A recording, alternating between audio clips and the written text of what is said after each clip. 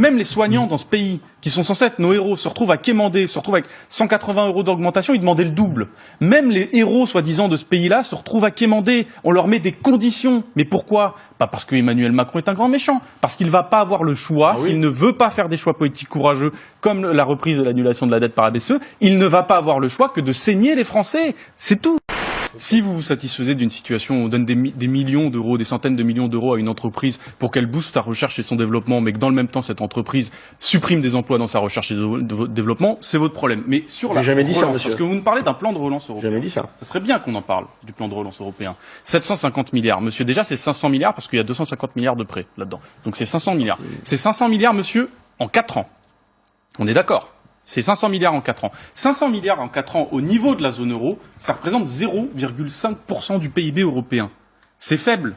On est d'accord? C'est faible, 0,5% du PIB européen. Et vous me parlez d'idéologie, mais moi je vous pose une question très simple sur la dette, sur la reprise de la dette par la BCE et son annulation. Rien ne l'en empêche. Dites-moi ce qui empêche la BCE de faire ça. Dites-le-moi, peut-être qu'il y a un argument technique. Peut-être qu'il y a un argument économique, je veux bien l'avoir, mais dites-le-moi, qu'est-ce qui empêche à la BCE de reprendre et d'annuler la dette à l'État français? Aujourd'hui, par exemple, la BCE détient plus de 400 milliards d'euros de dette de l'État français. Elle pourrait l'annuler, pas pour rien faire. L'annuler pour rien faire, ça sert à rien.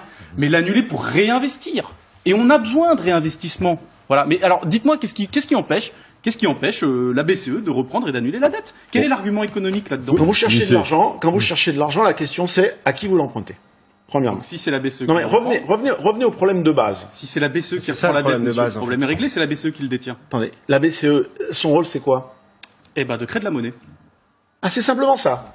C'est le rôle d'une banque centrale, monsieur. Non, c'est le mandat, c'est pas. Ah bah voilà. Donc, c'est pas grave. Si on commence comme ça, si vous ne savez pas à quoi sert une banque centrale, c'est très bien. Mais le problème de la banque centrale, ça n'est pas de créer de la monnaie. Je suis désolé. La BCE ne peut pas être comparée à une banque centrale. Bon, on va pas rester sur la BCE parce que quand nous est compté, puis on est sur le plan de relance. Mais effectivement, c'est un débat quand même intéressant, le rôle de la BCE. Je dis simplement, on ne peut pas avoir un débat sérieux si on commence par ce genre d'argument. La BCE, ça sert à créer de l'argent.